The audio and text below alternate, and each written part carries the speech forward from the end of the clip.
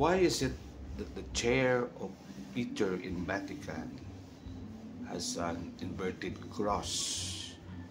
And because of that, many non-Catholic accuse that the Vatican City or the Pope in Vatican is the Antichrist because of that inverted cross. But they don't understand. I will give you an understanding. Why is it that the cross is inverted? Because Saint Peter was crucified upside down. Not like the Lord Jesus Christ.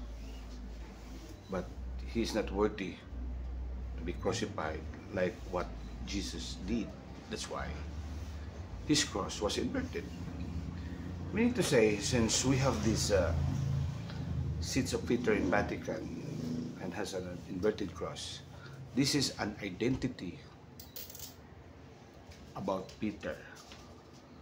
Therefore, the chair is the identity of Saint Peter.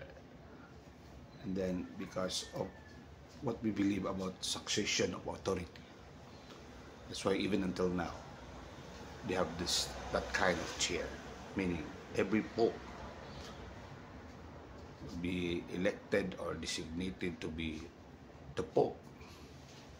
He should have that chair as an identity that every pope is the successor of Saint Peter.